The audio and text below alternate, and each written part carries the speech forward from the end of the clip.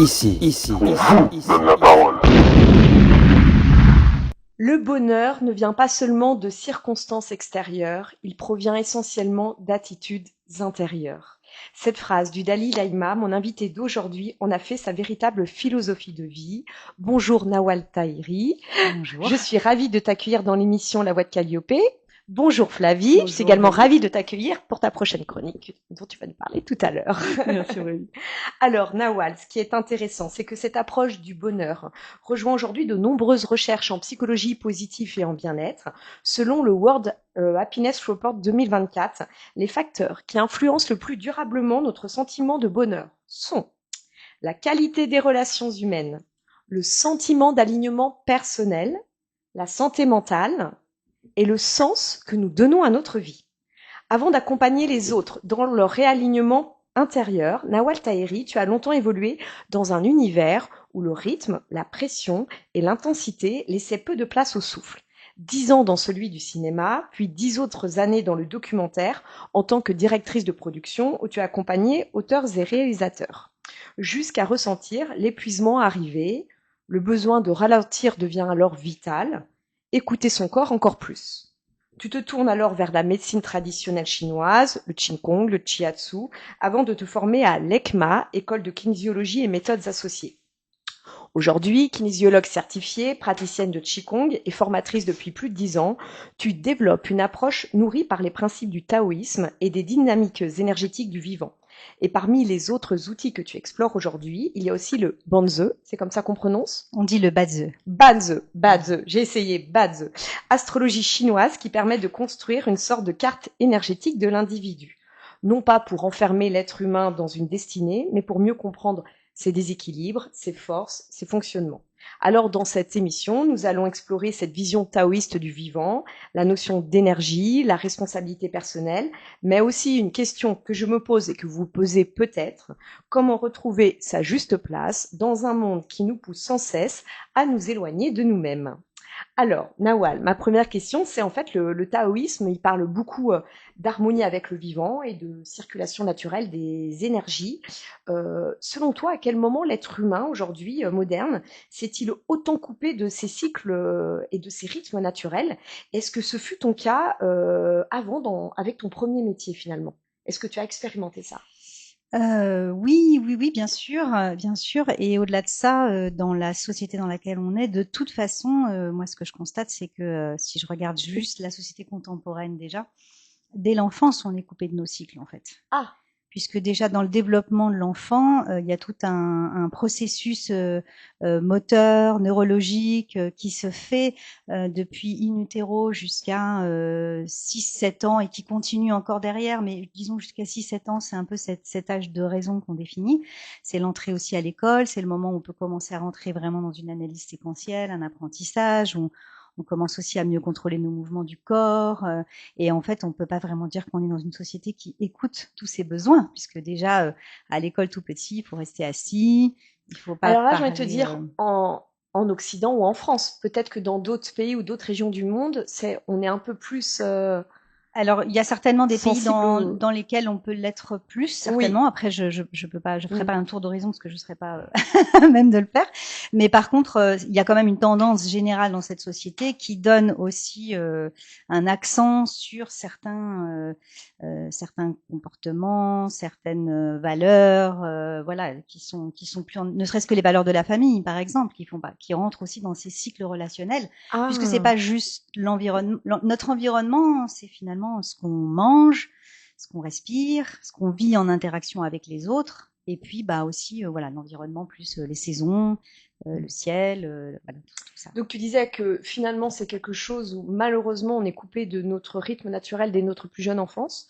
Est-ce que toi tu l'as expérimenté encore plus profondément justement cette coupure dans le cadre de ta première partie de vie, j'ai envie de te dire? Alors, bah, je pense que je l'ai expérimenté comme tout le monde. Oui. Je crois qu'après, j'irai plus loin aussi pour dire qu'il y a une partie qui est inhérente à la construction aussi de l'individu et bah, la rencontre avec le monde extérieur, puisqu'on sort quand même d'une petite bulle dans le ventre de maman pour aller se confronter au monde extérieur. Donc, de toute façon, c'est un peu inhérent. Ça fait aussi partie des expériences de vie.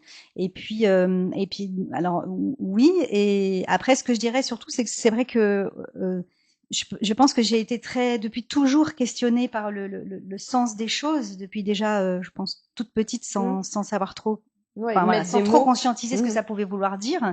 J'ai pas en plus grandi dans une famille d'intellectuels ou de philosophes ou de choses Oui, où on est amené à voilà se à questionner dialoguer, avec se ces mots, questionner, etc. Donc philosopher. c'était plutôt quelque chose en moi sans trop Mmh. savoir.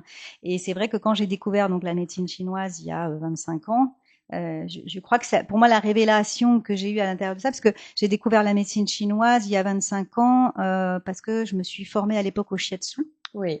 Et là encore, ça répondait juste au hasard des rencontres humaines, parce que j'ai rencontré une personne qui est devenue un peu une sœur de cœur, qui elle est une praticienne de shiatsu depuis très longtemps, qui a appris au Japon et qui était très voilà, très incarnée par tout ça.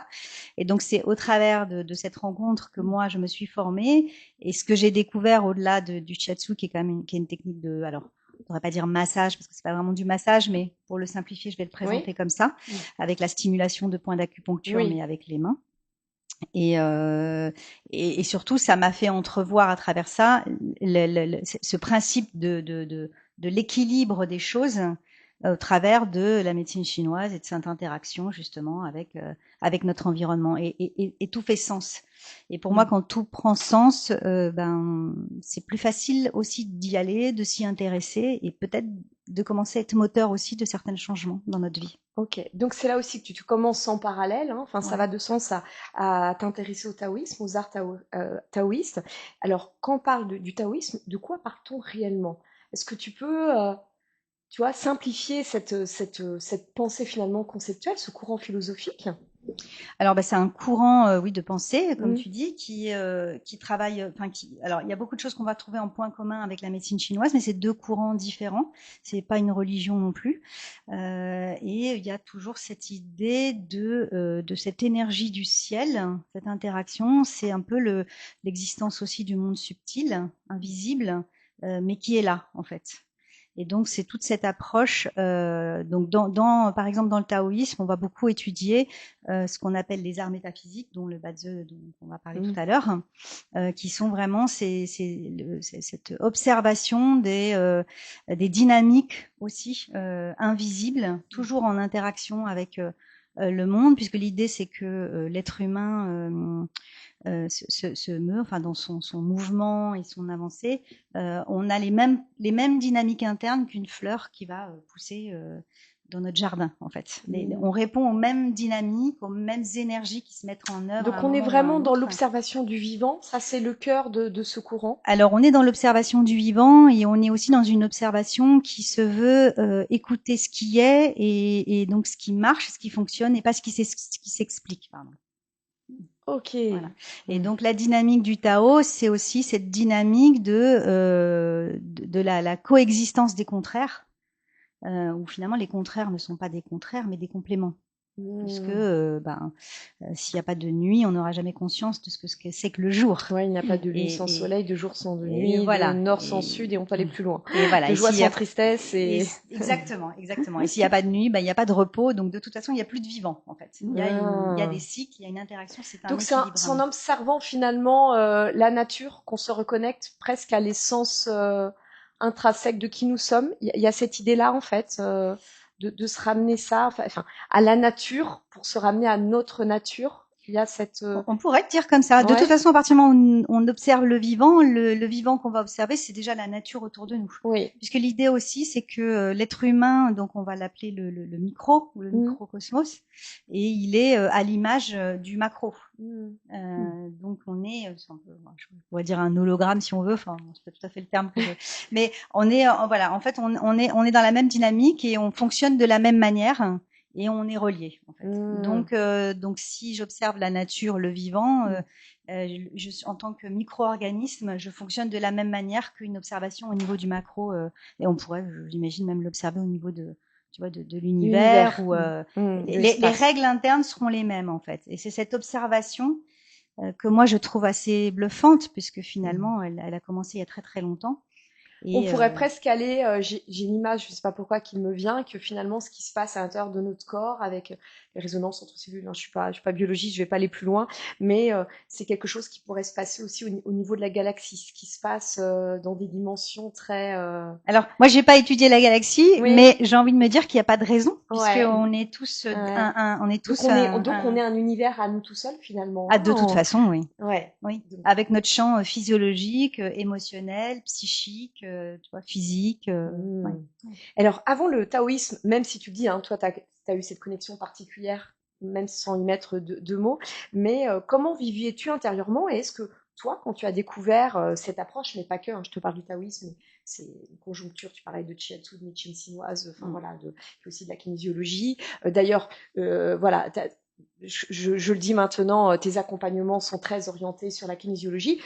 J'invite les auditeurs à découvrir une émission que j'avais faite avec Muriel Nodin sur la kinésiologie. C'est pour ça que, en accord avec toi aujourd'hui, même si tous tes accompagnements sont des séances de kinésiologie, tu les as nourris de toute cette autre approche qui, moi, je trouvais, qui est peut-être moins, en tout cas, connue en Occident et qui méritait voilà, d'être mise en lumière.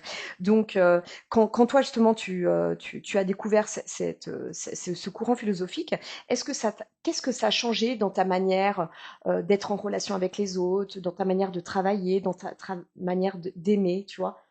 Est-ce qu'il y a eu comme ça quelque chose qui est venu se... Je pense que ça change ma manière d'être justement en contact avec le monde et donc les autres, mais de façon induite. Hein. C'est pas Pas une une réflexion? réflexion consciente, parce que ça va m'aider aussi à, et c'est pour ça que j'intègre justement là pour relayer ce que tu viens de dire, bah bon, déjà les arts énergétiques chinois et le taoïsme encore plus depuis quelques années dans ma pratique de kinésiologue que j'ai toujours mis, mais voilà, je l'enrichis tout le temps. Parce que justement, ça va aussi avec cette pratique de kinésiologue d'aller comprendre, hein, mais pas comprendre par la tête, mais c'est vraiment d'aller, c'est ce que je vais appeler la connaissance de soi, en fait. Mais qui dit connaissance de soi, dit connaissance de soi avec sans dualité. C'est-à-dire, Mmh. je ne parle pas voilà, d'admirer ce qu'on va considérer être nos bons côtés ou nos mauvais côtés, mais plus se comprendre, comment on Observer, en fonctionne, fait. observer qui on est. Et donc cette conscience de ce qu'on est et de comment, parce qu'en fait, euh, pour répondre peut-être plus précisément à ta question, si je suis pas, si je suis, en fait, c'est une base, c'est comme une danse, tu vois. Je fais aussi du tango et je fais aussi plein de parallèles dans la danse. C'est comme une danse permanente. Tu sais, on Mmh. dit des fois que voilà, il faut aller avec la vague et pas Mmh. contre la vague Oui. pour un bateau à voile ou un Mmh. surfeur. Bah, c'est un peu la même chose en fait. Mmh. Donc si je vais dans le mouvement de tout ce qui m'entoure, bah, c'est une façon moi aussi d'être, de pas perdre ma vitalité. Et la Mmh. vitalité vraiment en énergétique, c'est Mmh. le fondement de la santé physique. Hein. Donc c'est ce que j'ai de plus précieux finalement en fait. Hein. Mmh. Donc c'est aussi de garder cette vitalité et de pouvoir aussi la mettre à mon service. Mmh. Hein. Alors, quand tu dis aller dans le mouvement, finalement, on peut le traduire par accepter ce que la vie nous propose. Oui, ça commence par l'acceptation, mais souvent on confond acceptation et fatalité ou Oui, subir quelque chose. oui.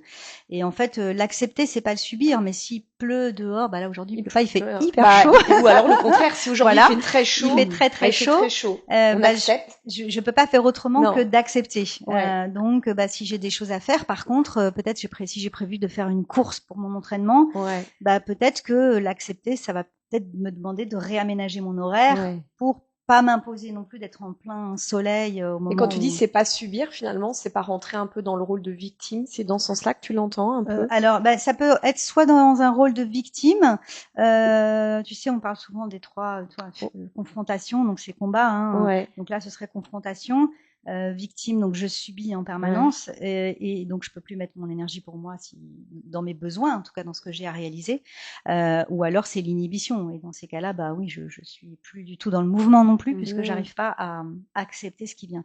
Donc Mhm. accepter ce qui est, c'est aussi prendre la responsabilité sur moi-même, d'accepter les choses comme elles sont et bah, de valser avec, en fait, de danser avec finalement, tu vois. Ouais. J'aime bien ce terme parce que c'est beau en plus de danser. Ouais, Et, ça me et, rappelle l'interview que j'avais fait de deux profs de théâtre d'improvisation. oui, Et il y a aussi ce côté improviser avec la vie. oui. C'est ce qu'on demande en improvisation, Mm, mm. d'accueillir l'invitation qui est faite en début, tu vois, de théâtre, de scénario, et puis après de rebondir. Donc, il ne s'agit pas de ne rien faire, de fuir la salle si on n'a pas d'idée, mais de trouver, tu vois, de rebondir. Donc, c'est vrai qu'il y a plein d'images aujourd'hui, finalement, qui sont toutes congruentes, qui nous ramènent à surfer, à improviser avec la vie, à danser avec. Est-ce que finalement, c'est ça quand on peut parler d'aliments intérieurs, comment sait-on qu'on est aligné? Tu vois, c'est quelque chose qu'on entend aujourd'hui souvent dans le milieu du développement personnel, les courants spirituels. Et pour toi, quels sont les signes très concrets qui montrent en fait qu'on vit de manière alignée, ou alors au contraire qu'on est complètement à contre-courant? Bah déjà, tu vas sentir aussi dans ce que tu fais.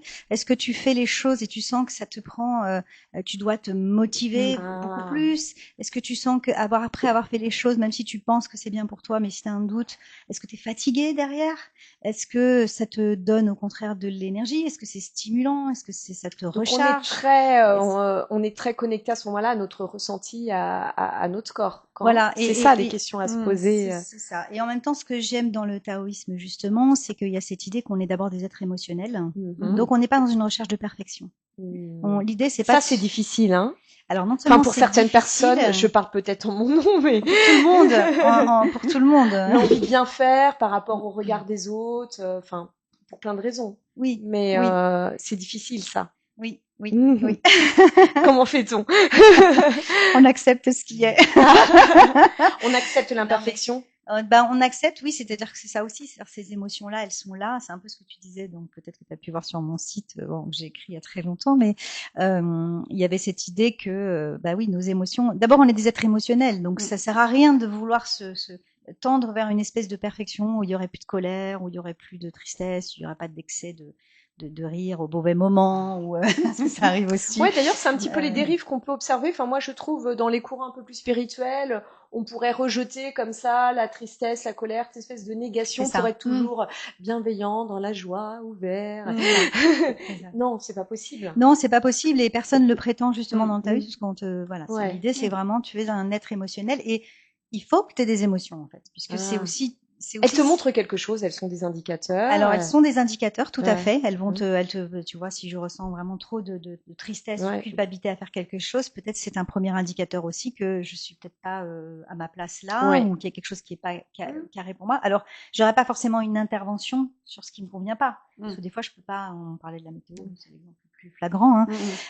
Mais par contre, ça me permet de changer mon regard aussi sur ce qui est, et puis de me poser d'autres questions. Il va plus Donc ça passe quand même si, alors surtout toi en tant que kinésiologue, évidemment tu fais appel, et Flavie tout à l'heure on en parlera aussi avec la sophrologie, hein. Vous êtes toutes les deux, vous travaillez avec le corps, les ressentis, la respiration, bien sûr, mais on est d'accord que ça passe quand même par une prise de conscience, et par au moins un minima une petite analyse quand même pour opérer du changement, parce que justement ma question c'était ça, comment on peut vivre aligné. Donc il y a l'expérience qui nous montre, tu nous montres de nous connecter à notre ressenti, on est fatigué, on n'est pas fatigué, on est triste, on n'est pas triste, mais après, pour opérer un changement, il faut bien qu'il y ait qu'il y ait une intellectualisation, ou pas forcément? Est-ce que le taoïsme, justement, est-ce que j'ai une approche très occidentale et que le taoïsme nous apprend à voir ça autrement?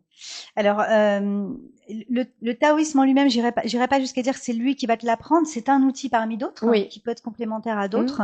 Mais je crois qu'à un moment donné, on peut pas échapper non plus au travail qu'on peut faire sur soi, se questionner. De toute façon, ça part d'abord par une observation. Et effectivement, quand quelque chose ne me convient pas, ça va pas être évident de trouver où est la bonne réponse, mais déjà d'accepter ce qui est. Et finalement, si je devais le résumer de façon très simple, je pense que tout ça conduit à un endroit qui est de s'écouter. Et quand on s'écoute, finalement, on les a, les réponses. Tout simplement. Alors après, tout simplement. Ça a l'air toujours simple. Je vends pas de rêve. Il y a un travail sur soi. Je suis kinésiologue, donc je sais aussi qu'il y a des déprogrammations qu'on fait aussi, parce que, c'est, même si j'ai conscience, par exemple, que j'ai été dans une éducation très stricte, qui m'a éloignée de ce qui me tenait à cœur, donc de cette énergie aussi du cœur qui a besoin d'exister aussi. J'en ai conscience, mais c'est peut-être des fois pas forcément évident de s'en défaire. Donc après, on n'est pas tous égaux. Tu as des personnes qui, en prenant conscience, vont arriver parce que aussi peut-être ils ont un terreau autour d'eux de vie aussi qui va leur permettre peut-être de se poser ces questions et d'entamer ces changements en fait, en fait, pour ce qui est changement comme ça, on a besoin d'être dans une enveloppe de sécurité. Donc, si t'as pas cette enveloppe parce que ça demande des transformations importantes et intérieures, même si c'est pour aller vers qui tu es finalement, et puisque tu te libères de choses que tu as mis autour de toi en fait, et qui viennent faire une espèce d'opacité peut-être sur ton écoute intérieure.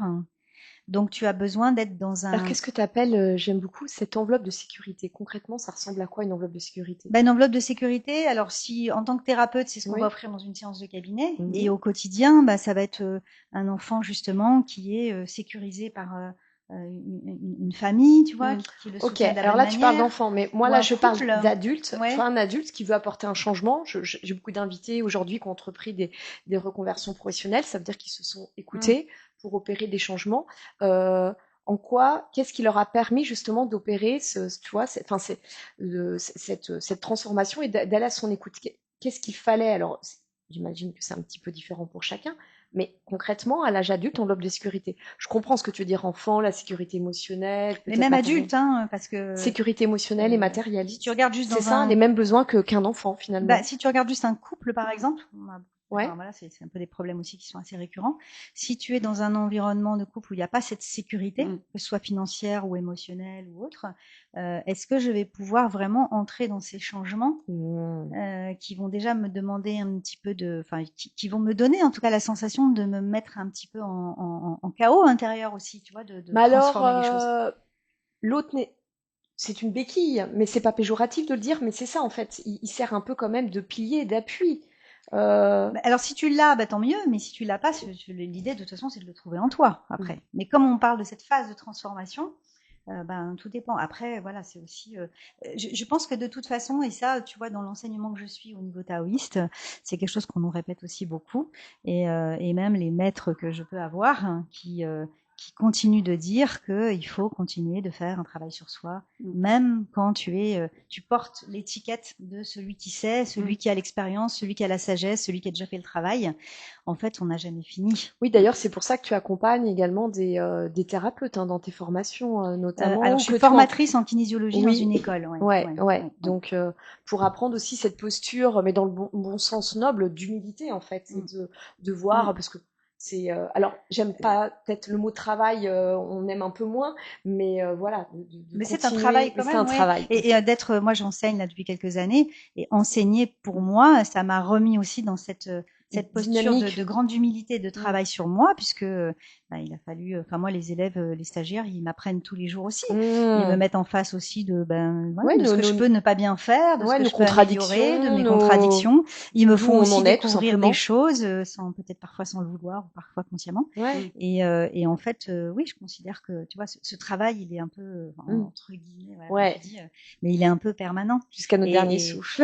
Et pour moi, voilà, pour moi, c'est pas, parce qu'on pourrait me dire, ah oui, mais alors c'est sans fin. Oui. Mais non, mais pour moi, c'est ça qui est beau, en fait. Qu'au départ, c'est souffrant quand il y a une espèce de chaos, mais il y a des paliers. Tout n'est pas souffrance, tu vois. Parfois, ça peut être plus plaisir, plus serein. On me pose souvent la question, en fait.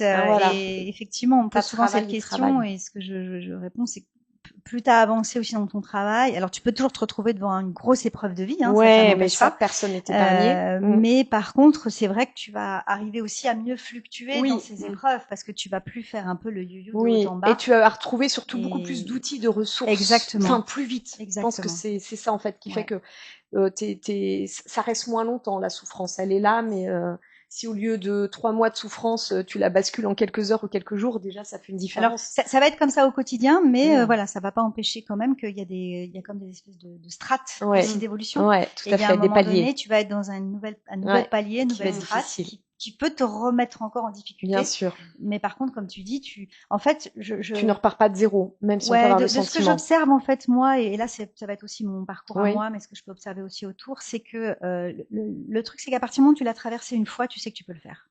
C'est vrai. Donc, même si c'est difficile, même si tu peux te décourager, même si... tu te souviens, tu dis, je l'ai déjà fait. Tu sais que c'est possible, donc tu vas peut-être plus facilement aller chercher les outils, ou tu vois, garder cet espoir aussi.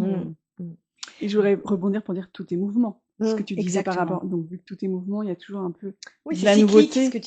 Donc, c'est ça qui est beau. Oui, et comme tous tes mouvements, de toute façon, tu n'es pas sur une pente non plus C'est ça. C'est le principe du yin et du yang. Donc, tu vas forcément avoir des moments, voilà. Cyclique, voilà. Ça dépend comment on fait comme ça ou comme ça. Et puis des moments où ça va être plus dur. Bien sûr. That's the life, hein. Voilà, c'est ça. J'ai entendu hier quelqu'un qui disait, mais j'ai pas souvenir de son nom, mais c'est un peu neurosciences aussi, où c'était un peu le fonctionnement du cerveau. Oui. C'est pour ça aussi que ces cycles que moi je vais mettre en parallèle du yin et du yang. Et en fait, effectivement, c'est vrai que si j'adore, je sais pas moi, si j'adore le jus de fraise, si tu me donnes que du jus de fraise, il y a un moment donné, je vais plus en pouvoir. C'est vrai. Tu vois, et le cerveau, de toute façon, il y a un moment donné, il a saturation de quelque chose. Il faut qu'il y ait cette alternance aussi. Tu vois, Ouais, très bon exemple. Alors, justement, Flavie, depuis tout à l'heure, nous évoquons l'alignement, l'écoute de soi, les déséquilibres émotionnels, les signaux du corps, ou encore cette capacité à sentir quand quelque chose est juste pour nous. Cela nous ramène finalement à une faculté que beaucoup ont appris à faire taire, l'intuition, comment la reconnaître, comment la différencier de nos projections, de nos angoisses, et surtout comment réapprendre à lui faire confiance. C'est ce que nous allons explorer avec toi, Flavie. Je le rappelle que tu es sophrologue et psychopédagogue. Donc un temps pour respirer, un temps pour se recentrer et se reconnecter à soi avec des conseils et exercices simples à vivre ici et maintenant. Voici la chronique Instant Sophro avec Flavie.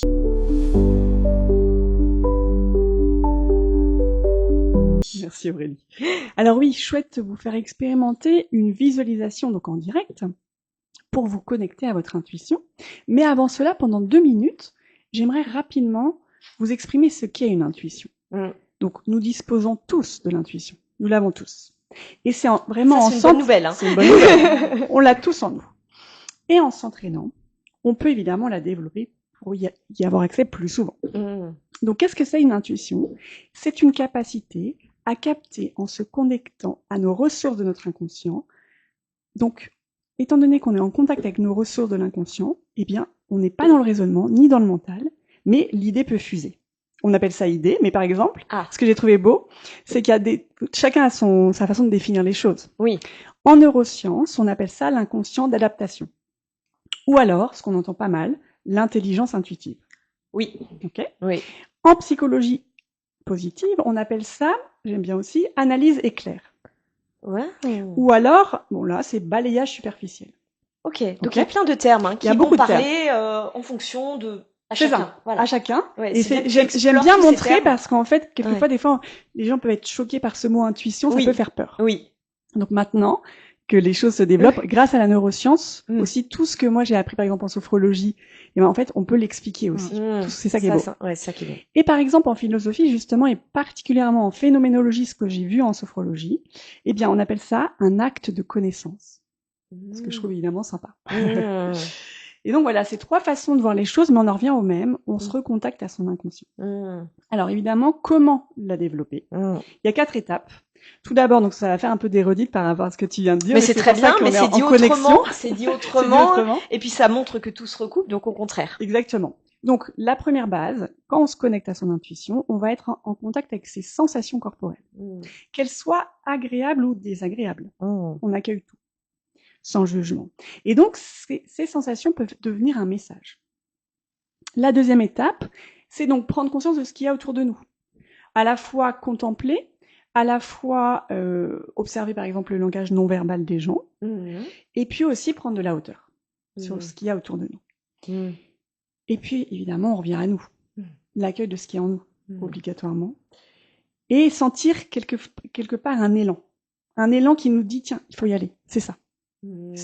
Chacun peut trouver son truc, mais ça peut être j'ai senti un feu vert ou j'ai senti que c'était l'idée qu'il fallait que je fasse. Donc c'est comme un élan, donc il y a vraiment un mouvement.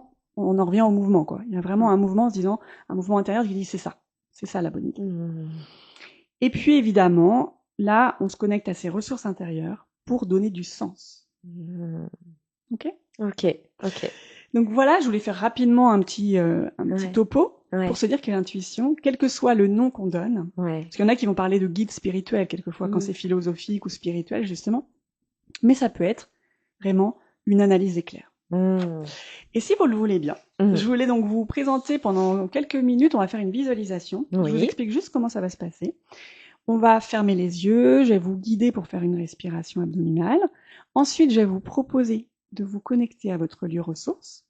Et dans votre lieu ressource, on va se connecter à notre intuition pour répondre à une question simple. Donc là, on peut penser là tout de suite maintenant à se dire, tiens, est-ce que j'ai une question simple à laquelle j'aimerais répondre grâce à mon intuition, ou quelque chose de simple? Et on va voir quelle est notre réponse qui apparaît. Qui apparaîtra peut-être sous forme de sensations corporelles, peut-être des images, peut-être des sons, on verra, on laisse ouvert en fait. Et puis comme on dit aussi, des fois ça vient pas tout de suite, mais ça va peut-être venir après l'émission, ou dans le lendemain. C'est important aussi de le dire, d'accord, ouais, parce que là le mental pourrait, voilà, action, résultat, tout de suite, immédiatement. Exactement. Donc en fait on ouvre ça, mais en fait on sait pas quand ça va arriver la réponse. Ça marche? Ça marche. Ça vous dit de tenter? Ah bien sûr. Voilà. Alors, je vais vous inviter à vous installer confortablement sur votre chaise, les pieds bien à plat, les mains en contact avec vos cuisses. Et vous allez tout d'abord pouvoir fixer, si vous souhaitez, un point dans l'environnement. Et puis quand vous aurez fini de fixer, quand vous vous sentirez en sécurité et en toute confiance, vous pourrez fermer les yeux pour être en contact immédiatement avec votre corps. Être en contact avec ses points d'ancrage, c'est-à-dire sentir ses pieds au sol, sentir le sol qui vous soutient, sentir également vos fessiers sur la chaise et donc sentir que la chaise vous soutient également. Vous êtes guidé par ma voix et vous êtes aussi en contact avec votre corps avec les mains posées sur vos cuisses. Et également, le point d'ancrage crucial, ça va être notre respiration. L'accueillir où elle est maintenant, sans jugement. Est-ce qu'elle est au niveau du thorax, au niveau des côtes, au niveau du ventre? Juste, je l'accueille telle qu'elle est, sans analyse, sans jugement. Et guidé par ma voix, nous allons faire 3 respirations abdominales. Toujours, nous allons commencer par souffler vers le sol. Et quand nous allons inspirer, c'est comme si notre ventre se gonflait. Et puis nous expirons, notre ventre se dégonfle. Comme si mon corps se posait sur la chaise. Et puis une deuxième fois, à votre rythme, inspiration. Notre ventre se gonfle et expiration. Notre ventre se dégonfle. Mon corps se dépose encore plus sur la chaise. Et puis inspiration. Notre ventre se gonfle, expiration, notre ventre se dégonfle tranquillement. Et nous pouvons ressentir le relâchement de notre corps. Et en profitant de ces sensations de détente, vous commencez à visualiser un lieu ressource. Un lieu ressource dans lequel vous vous sentez en sécurité. Un lieu ressource connu ou imaginaire. Un lieu ressource qui vous donne des sensations positives. Et vous utilisez tous vos sens pour vous connecter à votre lieu. Il vous apparaît peut-être des images, des sons, des sensations ou des odeurs. Vous êtes en totale connexion avec votre lieu ressource. Et dans ce lieu, vous percevez un endroit plus lumineux, un endroit plus brillant.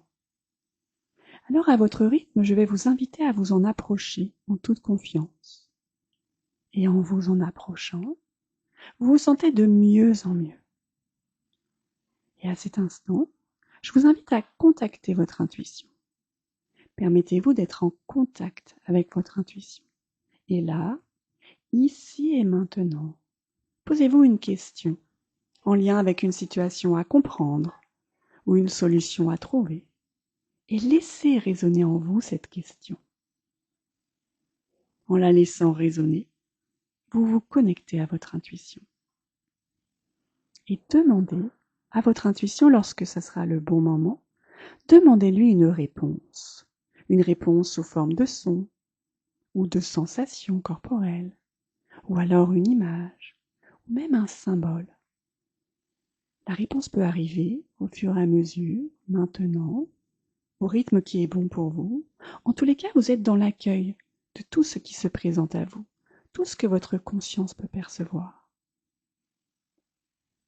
Et en lien avec ce son, peut-être, cette sensation ou cette image, en lien avec ce que vous recevez comme sensation, eh bien, vous entrez en contact avec le message de votre intuition. Quelle émotion y est reliée? Est-ce qu'il y a un mot qui vous apparaît en lien avec ce message? Pendant quelques instants, je vais vous laisser en contact avec cette réponse, ce message. La réponse à votre question peut se montrer maintenant ou peut se montrer plus tard et c'est très bien, tout est très bien. Laissez le temps à la réponse d'apparaître.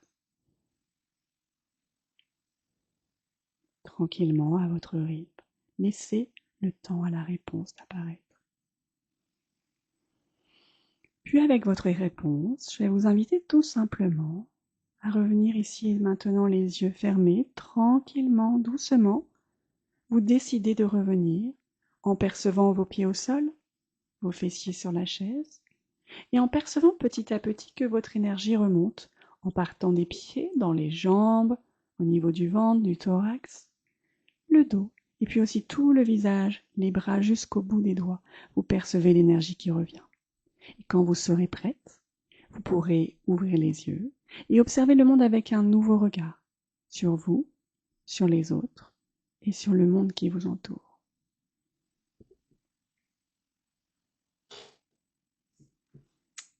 Merci. Oui. Nous proposer cet exercice, voilà, avec ta voix, chaque fois, qui nous guide et nous accompagne. Ah oui, oui. Alors, ton ressenti d'expérience?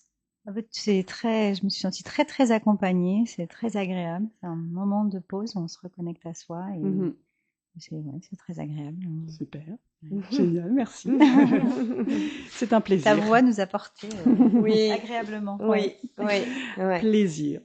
Moi, ce qui était très bien justement entre le début l'introduction et le début d'interview qu'on a fait et puis toi, tes explications, c'est que l'importance en fait de se reconnecter en fait à nos sensations corporelles. Exactement. Et puis ton invitation dans le cadre de ton accompagnement à ne pas chercher une réponse tout de suite, finalement à laisser vraiment tout ça opérer quelque part. C'est ça, exactement. Laissez le temps, laissez le mouvement se faire et avoir confiance. Avoir confiance. Ok. Eh bien, merci beaucoup Flavie, en tout cas pour ton partage et surtout cet accompagnement pour nous aider en fait à aller, comme tu dis, développer cette intuition que l'on a tous et ça c'est plutôt une bonne nouvelle. Et alors je le précise, on retrouve tous tes accompagnements que tu fais auprès des particuliers ou des entreprises. On peut les retrouver sur ton site qui s'appelle casquettesofro.fr. Tout à fait, merci beaucoup. Alors, pour en revenir justement au taoïsme, tu évoquais tout à l'heure la notion de responsabilité personnelle. Est-ce que toi-même, il y a une période de ta vie où tu t'es défini en fait à travers tes blessures, un rôle ou un regard extérieur, et en quoi peut-être justement le taoïsme notamment nous invite à sortir de cette identité-là? Parce que c'est peut-être ça aussi l'invitation qui est faite. On parlait tout à l'heure de ne pas rester dans le rôle de victime. Donc, rôle de victime, c'est dire... Moi, je n'ai pas eu de chance, mes blessures, il m'arrive ici. Enfin voilà, blessures, événements, trauma. Ouais. Il y en a plein, je crois, comme beaucoup. Et il y en a encore. Oui, je crois que c'est aussi la prise de conscience que justement ce mot responsabilité, on le connote très souvent à la culpabilité. Oui. Et ou à la faute. Oui. Et qu'en fait, non, c'est pas du tout ça. Et alors, c'est quoi la responsabilité? La responsabilité, c'est que je suis responsable de ma vie pour moi et pour le meilleur de moi. et que je peux faire des choses aussi qui sont peut-être pas OK pour quelqu'un d'autre. Tout ce qui va, justement, tu parlais d'intention. Et que finalement, ce qui fait la différence, c'est l'intention et le respect de l'autre quand on est dans cette interaction aussi avec les autres. Mais on fait toujours du mieux qu'on peut. Ouais. Et donc de la bienveillance à apporter à soi-même aussi. Eh ben ouais. Et puis voilà, je peux l'apporter à l'autre parce que je me la suis apportée à moi-même. C'est vrai.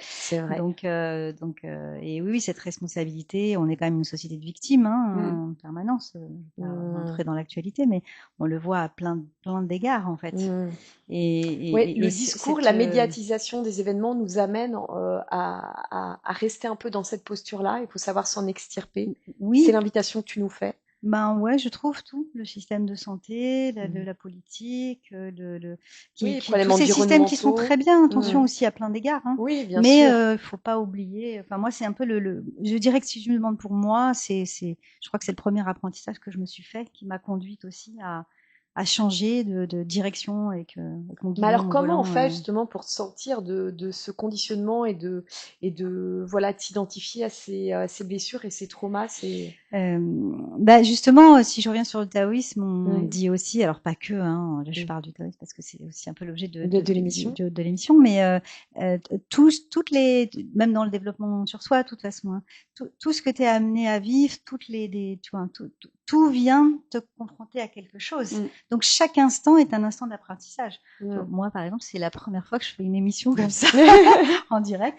Il y a quelques années, sors très bien. Demandé, j'aurais dit non, pas du tout. Et là, je me suis dit, ok, je ne réfléchis pas, j'y vais. Je reste dans la vague, tu vois. Justement, parce que tu as eu plein d'expériences comme ça nouvelles où tu as dû te dire finalement je m'en suis sortie, alors rien à voir avec l'émission, mais d'autres. Et c'est ce qui t'a amené peut-être aujourd'hui à voir, comme on disait tout à l'heure, à accueillir le mouvement. Oui, voilà, bah, oui, c'est ça, c'est tout un ensemble de choses. Ça veut pas dire que c'est pas toujours challengeant. Alors c'est marrant parce que tu étais quand même dans l'audiovisuel, mais de l'autre côté. J'étais de l'autre côté, exactement. Donc là, la vie t'invite à te mettre, face caméra. Voilà, mais déjà, tu vois, l'enseignement m'a déjà aussi invité à être devant une assemblée, parfois de 20 personnes. C'est pas simple, avec les challenges des uns des autres, les craintes des uns des autres, les questions, enfin tout ce que tu veux. Donc se confronter au regard, moi je sais que ça faisait partie aussi d'un de mes défis de vie, tu vois, par rapport à mon vécu. Et justement, si tout à l'heure on parle de carte Badzeux, ça va être ma prochaine par question, rapport aussi, et tu vois, voilà, justement la carte Badzeux, les expériences donc de vie au quotidien, mais ça va être pour te répondre peut-être un peu plus précisément. Ça veut dire que on ne doit pas toujours non plus se challenger dans tout. C'est-à-dire que c'est aussi cet apprentissage d'écouter à quel moment c'est juste pour moi, à quel moment tu vois, par exemple, ça c'est intéressant, tu dis, tu vois, moi j'aurais plutôt tendance, je sais pas si tu as vu, mais à être un peu dans des énergies comme ça de combat, faut y aller, faut y aller, coûte que coûte, on va se relever. Et il y a des moments où c'est bien aussi d'être dans cette énergie-là, pour pas. Tout est juste. C'est toute une histoire, et tu disais tout à l'heure aussi de mouvement, de cycle. Et à quel moment on doit être dans cette énergie-là, à quel moment où on la met un petit peu en sommeil, même si c'est peut-être on a une nature profonde, je sais pas, par exemple, tu vois, si quelqu'un a cette espèce d'énergie de combat, il va pas, pour lui, il va peut-être plus facilement revenir dans son yang, parce que est-ce que c'est sa nature, justement? Oui, c'est ça. C'est-à-dire qu'il y a à la fois ton éducation, et puis tes, entre guillemets, trauma. Je dis un trauma entre guillemets parce que c'est plus des expériences de vie qui peuvent être plus ou moins traumatiques. Oui, et puis c'est vrai, tu as raison de le dire, c'est en plus à expérience égale, en fonction de notre sensibilité, personne va le recevoir de la même façon. Et donc je sais plus ce qu'on disait. Ben moi non plus, j'ai perdu le fil. Je sais plus. J'ai perdu le fil aussi. Parce que on parlait de se challenger. Alors que parfois il fallait savoir ne pas toujours se mettre, d'avoir de la bienveillance. Tout n'est pas épreuve. On y va, on réfléchit sur soi et on rebondit. Le moment, il doit être juste. Oui, et puis alors tu vas avoir dans ce côté challengeant aussi toutes tes croyances. Ça, c'est là où on va parler, c'est ce que je vais enseigner en kinésiologie, par exemple, ou ces comportements que tu vas adopter parce que c'est comme ça qu'on t'a élevé, ou c'est des rôles aussi que tu as pris et que tu penses qu'il faut être dans un excès ou dans un autre. Donc il y a tout ça. Et puis après, donc si j'enchaîne sur la carte du Badzeux, il y a toute cette dynamique interne, parce que c'est ça que va te. Alors qu'est-ce que le Badzeux? Ce que j'en ai compris, alors déjà c'est très peu connu en Occident. Moi, tu me l'as appris quand on préparait l'émission. Donc, c'est de l'astrologie chinoise avec où on permet d'explorer, via une carte énergétique, en fait, ça peut révéler quelque chose de la personne. Oui, alors en fait, c'est ça. C'est comme une astrologie chinoise. C'est de l'astrologie. Sauf que c'est pas une astrologie qui va. Et moi, c'est ça que j'aime, puisqu'on va rester dans cette idée du mouvement, en fait. Et c'est ce qui me parle. C'est que c'est pas c'est pas quelque chose qui va te. Alors, on parle des 12 signes chinois souvent, mais qui sont une toute petite partie de cette lecture astrologique, et qui vont plutôt t'éclairer sur ta, comme tu disais, à très juste titre, cette carte énergétique. C'est-à-dire cette carte énergétique avec laquelle tu es né. Et donc, dans cette carte énergétique, elle n'est pas mauvaise ou bonne, il n'y a pas de qualité, tu vois, pas besoin de qualifier les choses. Mais par contre, elle va t'éclairer sur tes dynamiques internes. Tes fonctionnements, peut-être tes ressources, tu vois. Donc c'est un éclairage supplémentaire, une autre vision, mais vraiment avec l'angle énergétique, donc mouvement. Oui. Et donc, puisque tu vas avoir, donc, on va retrouver les 5 éléments comme on les a en médecine chinoise. Alors, tu peux les rappeler, les 5 éléments? Oui, bien sûr. On a donc le bois, le feu, la terre, le métal et l'eau, qui vont être chacun associés à des saisons, des émotions, des organes, donc des ambiances, tu vois. Et donc, on va avoir en bas de plusieurs profils qui vont être en fonction de ces éléments. Et dans chacun des éléments, avec sa caractéristique qui va lui être propre, hein, par exemple, si je prends l'élément du bois, on va être, c'est le printemps, hein, donc on voit bien, c'est justement la saison où il y a le plus de mouvement, on voit que l'énergie revient, les fleurs poussent, enfin ça pousse à une vitesse incroyable, donc toute cette énergie de création, elle est là, c'est ce que porte par exemple l'énergie du bois, alors que l'énergie par exemple du métal va être plus l'énergie de l'automne, qui va porter en elle-même une énergie qui sera plus introspective, quelque chose plus de retour à soi. En fait. Pour expliquer, tu m'as proposé, je précise à l'antenne, donc c'est ce matin, c'est tout frais, donc je n'ai pas eu le temps de réfléchir moi non plus. Tu m'as dit, Aurélie, est-ce que ça te dit, parce que qu'est-ce qu'il faut pour faire cette carte énergétique? Tu m'as demandé ma date de naissance, l'heure de naissance. J'ai rajouté mon lieu de naissance, mais c'est pas nécessaire. Non, c'était pas nécessaire. C'était pas J'ai nécessaire. besoin juste de la date et de l'heure. Voilà. Et à partir de ça, tu m'as dit, bah, je vais dans les grandes lignes et pour après expliquer. Donc, est-ce que voilà, tu peux partir de mon cas et puis après rendre ça concret voilà. En fait pour les... Déjà, je te remercie de jouer le jeu parce que c'est vrai que c'était bien pareil. Tu m'as pas laissé le temps. Peut-être que 8 jours avant, j'aurais fait, je ne sais pas. Après, je vais pas faire une étude de carte de toute façon parce que ce serait trop court puis ça demande un travail préparatoire. Oui. Puisqu'en fait, cette carte, elle va se regarder avec ce qu'on appelle les piliers de la destinée. Et tu vas avoir 4 piliers qui vont être en fonction de l'heure, du jour, du mois et de l'année et qui vont se lire chacun sur des aspects différents en fait. D'accord. Okay. Et puis tu as cette énergie en fonction des 5 éléments, avec ensuite à l'intérieur de chaque élément une nuance qui sera plutôt yin ou plutôt yang, justement, tu vois, dans ce côté aussi yin qui sera plus plus dans quelque chose de réfléchi, de retour à soi, et puis un côté plus pas peut-être secret, mais plus intime, on va dire. Oui, et le yang qui sera plus dans l'action et le côté visible, manifesté, tu vois. Et donc cette énergie-là, elle va venir aussi rencontrer ce qu'on appelle, donc on va avoir les troncs célestes, et ensuite elle va venir en interaction avec ce qu'on appelle les branches, des branches terrestres. Donc c'est-à-dire avec l'énergie de la Terre. En gros, tu t'incarnes avec une carte énergétique qui vient rencontrer la réalité de la Terre et ensemble, voilà, ça va un petit peu se mettre en connexion. Et puis dans cette connexion qui va se mettre en place, il va y avoir des choses qui vont être plus ou moins porteuses, des choses qui vont plus te mettre au défi, et puis des choses qui vont te définir un petit peu quand même ta tendance. C'est jamais quelque chose qui va te définir qui tu es. Oui, parce que c'est ça. Et je le disais tout à l'heure, l'idée n'est pas d'enfermer, surtout pas, de mieux se comprendre. Voilà. Et d'éclairer. Donc, si on prend mon cas, qu'est-ce que tu peux dire, pour expliquer un petit peu alors, écoute, ce que je veux dire déjà, c'est, alors bon, je sais que les auditeurs ne peuvent pas la voir, mais donc on a 2 lignes avec tu vois, des énergies. Donc, on va avoir ce qu'on appelle le pilier du jour qui va correspondre plus au jour, en fait, donc et à l'énergie du ciel. Donc, pour toi, c'est le feu. Yin. Oui. Voilà. Donc on n'est pas dans une énergie yang, tu vois. Non, on est dans une énergie très yin. Pas du tout. Par contre, on va dans une énergie plus yang au niveau de l'heure.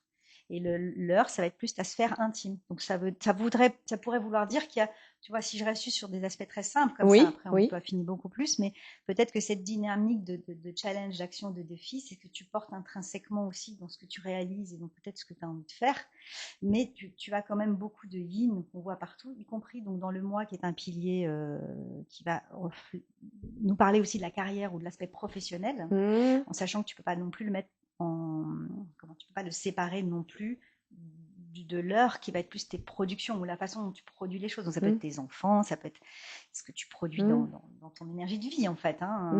Et là tu vois, on est quand même dans de l'eau yin. Donc de l'eau yin, c'est quand même quelque chose qui est... alors je vais quand même partager vite fait pour... non mais j'ai donné mon accord. Non mais j'ai donné mon accord. Je me suis dit que j'allais quand même peut-être parler plus du pilier professionnel parce que je sais pas depuis combien de temps tu fais parce que moi tu m'as été présentée il y a pas longtemps et depuis tu m'as demandé d'intervenir. En tout cas, cette émission du visuel depuis quelques mois, journaliste depuis toujours. Voilà. Donc, mais en tout cas, je ne te connais pas beaucoup en fait. Donc c'est peut-être mieux d'ailleurs, parce que comme ça, il n'y a pas le mental qui vient interférer avec cette lecture. En tout cas, c'est une très jolie carte par rapport à ce que tu proposes là, ce que je connais de toi en tout cas, ce que tu proposes dans ces podcasts et tu vois sur les thématiques que tu fais, etc. D'accord. Puisque tu as donc ce qu'on appelle le profil du jour. En fait, alors je vais pas faire une analyse de ta carte, parce que l'idée c'était aussi de pouvoir expliquer à travers ta carte plutôt comment ça se lit. Oui. Donc on va avoir ce qu'on appelle on a les 4 piliers de la destinée qui sont donc l'heure, le jour, le mois et l'année. Oui. Qui vont nous montrer des dynamiques un peu de fonctionnement, en sachant que par exemple l'année, ça va être plus ce qu'on va voir de moi dans la vie sociale. Oui. Et ça va pas toujours être celui que je vais être dans la sphère intime. Tout à fait. D'accord. Donc ça permet de te connaître. Ok. Ça permet aussi justement d'aller vers ce chemin d'accepter qui je suis, avec ce que j'ai à en faire émerger. Souvent, je compare aussi la carte à un jeu de cartes. Tu sais, quand tu joues aux cartes, tu joues au tarot, ben t'as un jeu de cartes. Et puis parfois t'as un bon jeu de cartes, puis parfois t'as l'impression que t'as un mauvais jeu de cartes. Alors concrètement, là, est-ce que j'ai un bon jeu de cartes? Moi, je veux en savoir plus dans le cadre professionnel. Justement, je voulais dire que parfois tu as l'impression que tu as un mauvais jeu de cartes, mais il n'y a pas de mauvais jeu de cartes. Parfois tu arrives aussi, le tout est de savoir utiliser tes ressources. Savoir jouer, en quelque sorte. Et improviser avec ton jeu de cartes. Par contre, ça peut t'aider justement à être en évidence là où la vie te met devant certains défis. Puisque tu vas avoir, par exemple, on parlait des éléments, donc si je parle de l'élément du bois, ou l'élément, si je reste avec l'élément du métal, ben le bois, c'est cette énergie du printemps, donc tout fleurit, tout prend de la place, ça pousse partout dans ton jardin, il faut que tu coupes très vite parce que ça pousse. Et puis l'énergie du métal, on va le représenter quelque chose qui coupe, c'est du métal en fait, donc le métal, il va couper le bois. Donc tu peux te retrouver avec des dynamiques internes comme ça qui vont être soit soutenantes, soit venir te challenger un peu plus. Alors, c'est quoi mon cas, moi? Par exemple, toi, alors le pilier du jour, c'est le feu yin. Oui. Donc le feu yin, c'est plutôt une énergie du feu. Oui. Donc voilà, donc visible aussi. Oui. À part de se montrer. Et en même temps, c'est du feu yin. Donc le feu yin, c'est plutôt, on va l'illustrer plutôt par la bougie. Parce que tu vois, le feu yang serait plutôt le soleil. Donc le feu yin, il aura plutôt tendance à être dans des relations plus intimes, mais aussi à éclairer les autres. Donc je trouvais ça assez joli par rapport à ce que tu proposes aussi ce soir, aujourd'hui. Ouais. Ça avait du sens en fait. Voilà. Je suis pas complètement à côté de la plaque avec mon métier. De toute façon, on n'est jamais à côté de la plaque, parce que l'idée c'est pas ça. C'est plutôt de trouver ce qui nous habite. Et puis au-delà de trouver ce qui nous habite, c'est de trouver comment l'exprimer aussi en fonction de ce qu'on a. C'est là où je compare avec un jeu de cartes. Tu peux toujours l'exprimer, mais tu vas voir aussi comment. Et alors là, justement, ça montre ça, mais ça montre par exemple là les défis que j'aurais. Alors, par exemple, tu vois le feu yin aussi, donc c'est ton maître du jour, donc ça va être ton énergie principale. Oui. Et après cette énergie, elle va être regardée en fonction de ce qu'il y a autour. Oui. Donc tu vas voir, alors souvent on compare cette énergie qu'on appelle le pilier du jour à un pilier qui va être soit fort, soit faible. Mais c'est pas à prendre dans les sens propres du terme. C'est plutôt, on va plutôt le nuancer en fonction de ce qu'il y a autour, dans la tendance inhérente du profil. Donc par exemple, tu es un profil feu qui est né dans un mois d'hiver. D'accord. Donc déjà, c'est pas un feu qui va s'exprimer de la même manière qu'un feu qui est entouré encore de feu. D'accord. Tu vois, et dans cette énergie aussi de l'eau que tu portes beaucoup ici, puisque là, tu vois, tu as de l'eau ici, de l'eau ici, de l'eau ici. Il y a du bleu, voilà, ce que je vois sur la carte, moi. Encore, tu vois, voilà, on en voit tous des petits symboles avec du bleu. Donc, l'eau, je vous laisse deviner, qu'est-ce qu'elle fait sur le feu? Elle éteint le feu. L'eau, elle peut éteindre le feu. En tout cas, on dit en énergétique, elle le contrôle. D'accord? Et c'est bien ou pas, ça? Alors, il n'y a pas de bien ou de mal. Oui, c'est encore une dualité, ma question. C'est-à-dire que l'alchimie eau et feu, c'est en même temps l'alchimie trésor, je dirais. Tu vois, puisque c'est les deux axes principaux. Donc c'est vraiment une alchimie, il y a de quoi en faire quelque chose. Le tout étant de savoir les faire danser ensemble. Donc ça veut dire que, et là l'eau yin, c'est quelque chose qui va être, et donc je parle de l'eau yin en plus là qui se trouve dans ce qu'on appelle le pilier du moi, qui est donc le pilier de la carrière, parce que je me suis dit que ce serait plus intéressant, et que c'était assez parlant, et voilà, comme ça je respecte aussi ton monde intime.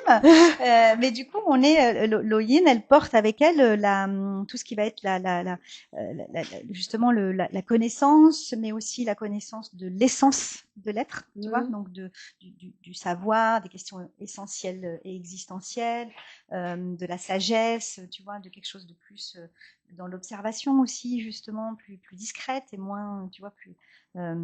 Donc ça va, c'est c'est quelque chose qui va aller aussi avec l'intuitif, justement, ou avec cette écoute d'autre chose. D'accord? Ça veut pas dire que ça va être plus intuitif que quelqu'un d'autre. Moi, je suis pas dans ces connotations-là. Oui, il n'y a pas de comparaison déjà. Voilà. Mais ça porte quand même quelque chose qui est ouvert à une énergie de sens qui va un petit peu avec toutes ces thérapies ou ces médecines que tu mets en avant. Tu vois, donc je pense que tu dois te sentir à ta place. Oui, complètement.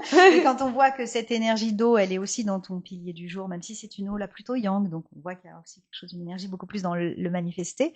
On comprend aussi que ça doit te nourrir en fait. Tu vois, donc il y a quelque chose. Après voilà. Après, quand tu parlais justement d'énergie vitale, se reconnecter à ses besoins et ses désirs, et que là on parle même plus de travail parce que c'est quelque chose comme ça qui vient nous c'est ce qu'on appelle tes productions. Donc c'est-à-dire que tu produis quelque chose qui te porte, qui te nourrit, qui te donne l'élan. En fait. Et donc après, par contre, si tu voulais dire les défis, les défis que tu pourrais avoir, c'est justement entre cette eau et ce métal, parce que finalement ce feu, parce que finalement il n'y a pas énormément de feu.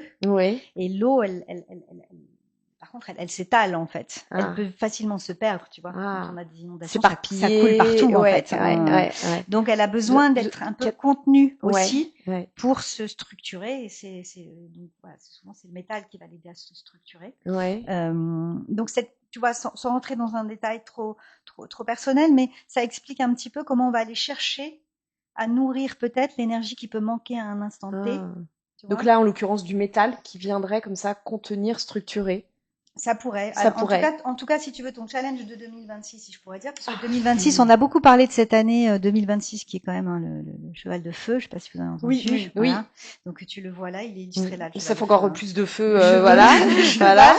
Donc on est dans et puis on a aussi ce qu'on appelle les piliers de la chance qui sont sur 10 ans, qui portent de la terre qui est donc un peu structurante, puisque la terre, elle va calmer l'eau. D'accord. C'est avec la terre qu'on fait les barrages, qu'on tient l'eau en fait.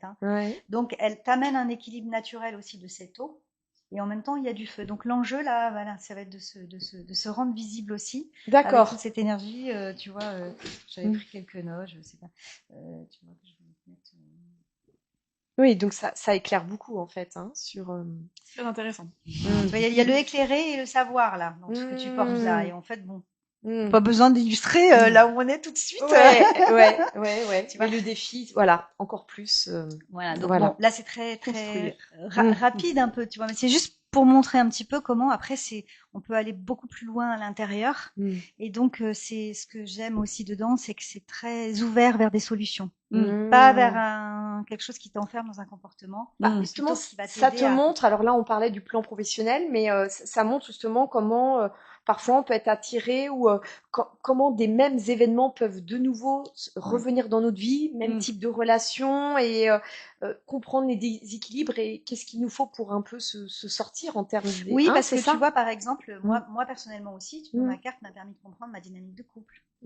Puisque tu vas retrouver aussi dans ton pilier du jour ici la dynamique de ta dynamique interne, donc c'est-à-dire ta tendance, ça veut pas dire ce qui est bon pour toi. C'est pas forcément ce qui est bon pour toi. Ah, en plus. Tu vois, c'est-à-dire que c'est pour ça, c'est pas enfermant. Après, tu as toujours ton libre arbitre. Oui, ce qu'on peut dire, tiens, j'ai toujours cette dynamique-là, mais finalement, elle me convient peut-être plus aujourd'hui. Et comment changer cette dynamique et qu'est-ce qu'il faut pour apporter d'autres si tu as un élément dans ton rapport de couple ici, dans cette carte, qui illustre plutôt un élément qui va te contrôler ou un élément qui va te porter, ce sera pas la même énergie. C'est vrai. Dans cette dynamique interne à aller chercher quelque chose dans le couple. Après, à toi de faire ce chemin pour voir à quel endroit ça te correspond ou pas. À quel endroit finalement ça te satisfait en ayant compris parce que tu arrives à ajuster avec la conscience aussi. Oui, parce qu'on peut avoir un déséquilibre de couple, mais tu ne demandes pas aux personnes de divorcer ou de se séparer. Mais ça permet de mieux aussi comprendre pourquoi parfois il y a des frictions, il y a des énergies comme ça tendues. Et puis c'est ce que tu disais tout à l'heure, ces schémas que tu retrouves de façon récurrente. Donc, qui peuvent fatiguer, qui amènent de l'épuisement d'un point de vue nerveux. Donc ça permet aussi de respirer par rapport à ça, de voir que c'est aussi sa carte énergétique et qu'est-ce qu'on peut en faire. C'est ça en fait. C'est d'où cet accompagnement. C'est pas juste de poser la carte, c'est en fonction de la problématique de la personne, parce que on n'enchaîne pas forcément toutes les problématiques dans tous les domaines, Non. mais de l'éclairer et puis d'accompagner. C'est ce Voilà. que tu proposes. C'est-à-dire que ça t'éclaire sur tes fonctionnements et ça t'éclaire aussi sur les ouvertures, puisque ça va t'éclairer sur comment remettre de l'équilibre en fait dans cette carte, dans ta façon de vivre, tu vois, si tu as un projet de carrière, ça peut être aussi de t'associer du coup avec les gens qui vont porter, ou de choisir un lieu qui va porter l'énergie qui te manque. Tu vois, il y a plein. Ça peut être très éclairant quand même, de manière très concrète, c'est intéressant. Voilà. Et parfois, ça va être aussi d'attendre le bon timing, tu vois. C'est-à-dire que là, on est dans une énergie de feu, donc c'est une énergie cette année qui peut nous enflammer. Donc si j'ai beaucoup de feu dans ma carte, je sais que c'est peut-être pas le bon moment pour aller, tu vois, peut-être s'enflammer encore plus et s'enflammer encore plus, voilà. Mais si j'ai pas de feu, c'est peut-être le bon moment, voilà. Donc en fonction de chacun, pour lancer. Donc ça c'est intéressant parce qu'à un moment donné, plutôt que d'être dans le côté victime, tiens cette année rien ne fonctionne, il y a peut-être il y a une explication. Ça veut pas dire qu'il ne faut rien faire, voilà, c'est pas du, d'avoir un autre rapport par rapport à la temporalité, par rapport au rythme et de pas se comparer au voisin qui lui cette année il a été très vite et tu dis oui mais pour moi, dans mes énergies, ça n'aurait pas été juste, je me serais fait mal peut-être. Ouais, brûlé. Enfin là on parle de feu, donc voilà, mais avec l'eau on se serait noyé, avec, enfin tu vois, en fonction d'éléments, c'est quelque chose qui nous correspondrait moins. Donc ça peut être très intéressant. En tout cas, ça donne en savoir plus. Donc je te remercie Nawal d'avoir commencé à explorer, parce qu'on pourra en parler aussi pendant des heures et peut-être que tu reviendras justement par rapport à ça. En tout cas, je trouvais ça très intéressant de nous éclairer sur des sujets que l'on connaît un peu moins. Merci Flavie de nous avoir accompagnés, parce que c'était également très complémentaire. Voilà, dans vos deux pratiques à toutes les deux. Alors, il y a quelque chose que cet échange vient profondément questionner, c'est comment vivons-nous et pourquoi vivons-nous souvent à contre-courant.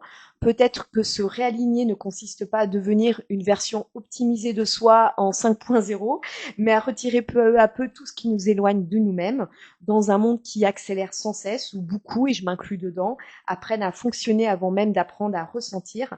Cette conversation nous rappelle une chose essentielle, le corps, c'est souvent avant nous. Et parfois, ce que nous appelons fatigue, confusion ou perte de sens est peut-être déjà une invitation à revenir à notre propre centre. Pendant longtemps, beaucoup d'entre nous ont appris à avancer en se coupant de nos ressentis, à tenir, à performer, à sauver, à porter, à aimer parfois jusqu'à l'épuisement, comme si notre valeur dépendait de notre capacité à être indispensable, à maintenir le lien, à retenir ce qui déjà nous échappait. Et finalement, ce que le taoïsme vient peut-être nous rappeler, c'est que la vie ne se maîtrise pas entièrement, qu'il existe des cycles, des courants, des moments où forcer crée davantage de déséquilibre que de mouvements justes. Pourquoi certaines relations, certains événements de vie nous élèvent, tandis que d'autres viennent parfois nous vider profondément? Pourquoi avons-nous parfois tant de mal à lâcher prise quand cela pourtant nous épuise? Pourquoi avons-nous pris l'habitude de nager à contre-courant, alors qu'au contraire, si nous apprenions à nager dans le sens du courant, la vie serait plus fluide, le quotidien moins éreintant et notre énergie décuplée. Et ce qui résonne particulièrement avec ce que nous partage Nawal aujourd'hui, c'est cette idée que nous ne pouvons pas construire une paix durable continuellement en décalage avec notre énergie profonde. Le corps finit toujours par parler, les émotions aussi, les relations également. Le taoïsme ne nous invite donc pas à devenir parfait, ni à supprimer nos blessures, ni nos contradictions. Il nous invite à quelque chose de plus exigeant, apprendre à devenir honnête avec nous-mêmes, observer où notre énergie circule librement, où elle se bloque, observer ce qui nous nourrit réellement et ce qui nous épuise malgré l'intensité de l'événement, malgré l'attachement, voire parfois malgré l'amour. Et dans une époque où tout nous pousse à l'accélération, à la réaction immédiate, au contrôle ou à la dépendance affective, revenir à soi devient presque un acte de résistance intérieure. Et si l'alignement commençait là, au moment où l'on cesse de se trahir en écoutant profondément nos besoins et nos désirs, ce qui nous donne l'élan de concrétiser nos rêves que nous avons longtemps étouffés pour correspondre à ce que l'on nous attendait de nous. Oui, il est peut-être temps aujourd'hui d'écouter nos désirs, nos élans et nos rêves les plus profonds. Je vous remercie.